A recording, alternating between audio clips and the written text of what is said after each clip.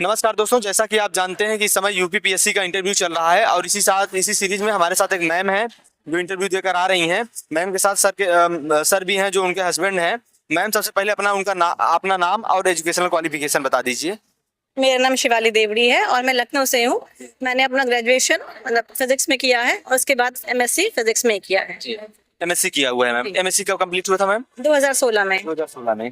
Ma'am, ये बताइए, जो बच्चे यूपीपीएससी की तैयारी करना चाहते हैं, प्रीलिम्स के लिए उनकी क्या रणनीति होनी चाहिए? प्रीलिम्स को लेकर देखिए सर, प्रीलिम्स में पहले तो आप सबसे पहले स्टैंडर्ड बुक्स पढ़िए। आपको जो भी सब्जेक्ट्स में इशू लगता है उसके आप कोचिंग भी ले सकते हैं। मैंने कोचिंग नहीं ली थी कोई भी, आप कोचिंग ले सकते हैं। आप स्टैंडर्ड बुक्स पढ़िए, उसके बाद आप घटना चक्र जितने बार मल्टीपल रिविजन्स करिए।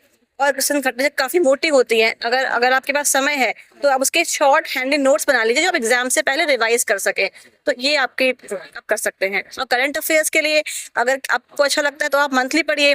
मैंने जो किया था, मेरा है कि जो लास्ट में जो पूरे साल की मैगजीन आती है एग्जाम से पहले, वो हम पढ़ते हैं।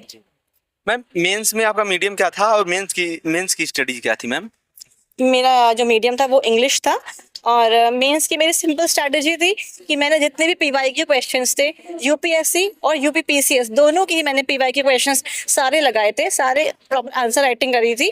और सेम चीज़ मैंने 5 और 6 के लिए किया था। 5 और 6 में पीवाई के बहुत कम थे, लेकिन उनको मैंने टॉपिक वाइज आंसर्स लिखे थे और पीवाई के लगाए थे। मैम, अभी इंटरव्यू में किनका बोर्ड था और कौन कौन से सवाल किए गए आपसे?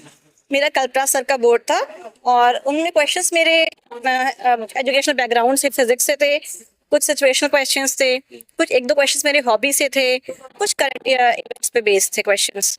मैम, थोड़ा सर के बारे में बताइए। सर आपके हस्बैंड हैं तो सर का नेचर कैसे है? कहाँ तक सपोर्ट किया जो आप आज यहाँ पर हैं? सर उनका नेचर काफी अच्छा है। एक्चुअली हम लोग दोनों ने साथ में तैयारी करना शुरू किया था। उनकी जॉब लग गई थी। अब ऐसा मौका आया है कि हम लोगों ने इन्होंने फिर से एग्जाम दिया और मेरी तैयारी चल ही रही थी, तो दोनों का लकीली इस बार दोनों का इंटरव्यू था, तो उन्होंने इंटरव्यू दे दिया है और मेरा इंटरव्यू आज हुआ। सर ने अभी यहाँ पर इंटरव्यू दिया है जी। सर, आपका इंटरव्यू अभी कब हुआ था? पहले 16 तारीख को इंटरव्यू हुआ था।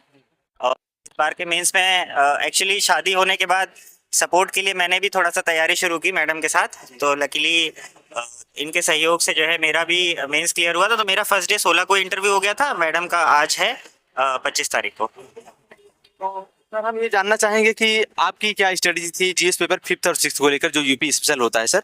ओके, जीएस 5-6 को लेकर मैंने ना एक्चुअली मैं जॉब में हूँ तो मेरे पास ज़्यादा समय नहीं था। पर मेरी वाइफ जो है, इन्होंने 5 और 6 के मैंने पढ़ा था। और मैंने अपना थोड़ा सा अलग एक मुझे पब्लिकेशन नहीं याद आ रहा है, लगभग 100 क्वेश्चन का जीएस 5 और 6 का एक सेट आया था जिसमें सिर्फ क्वेश्चन आंसर थे।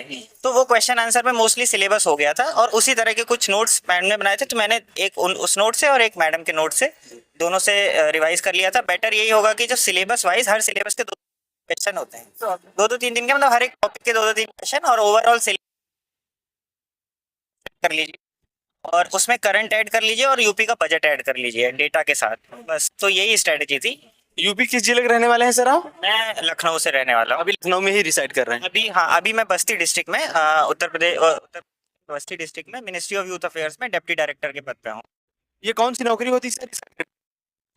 ये नौकरी होती है सेंट्रल गवर्नमेंट की, एक ऑटोनोमस बॉडी है मिनिस्ट्री ऑफ यूथ अफेयर्स की, मेरा युवा भारत, जिसको हम माई भारत भी बोलते हैं। उसमें ये पद होता है। मैं डिस्ट्रिक्ट यूथ ऑफिसर, जो कि लेवल 10 का पद होता है 5400 पे स्केल पे, उसमें मैं सेलेक्ट हुआ था। पर अभी मैं लेवल 11, जो कि 6600 पे स्केल होता है, डिप्टी डायरेक्टर, उस पद पे प्रमोट हो चुका हूँ। जी सर। तो अभी आप लेवल 11 की नौकरी कर रहे हैं। मैम अभी वर्किंग है या मैम अभी फुल फ्लेज तैयारी कर रही हैं? अभी प्रिपरेशन कर रही हैं। अभी सर आप साथ साथ यूपीपीसीएस का अटेम्प्ट भी दे रहे हैं। सर ये बताइए, आप लेवल 11 पर सर्विस कर रहे हैं, यूपीपीसीएस में एसडीएम क्यों बनना चाहते हैं? सीएस में मैंने बहुत ही कम पोस्ट के लिए ही प्रेफर किया है, सारी पोस्ट के लिए नहीं किया है। और उसमें भी मेनली एसडीएम का मेरा रोल ये है कि जैसे मेरी जो जॉब है वो बहुत अच्छी है, पर उसमें जो एरिया ऑफ इन्फ्लुएंस है, जिस सेक्टर में आप काम करते हो, वो यूथ तक सीमित है मेजॉरिटी। तो हमारी जो ज़्यादातर इम्प्लीमेंटेशन होती है पॉलिसीज़ की और योजनाएं होती हैं, प्रोग्राम होते हैं, वो यूथ ओरिएंटेड होते हैं।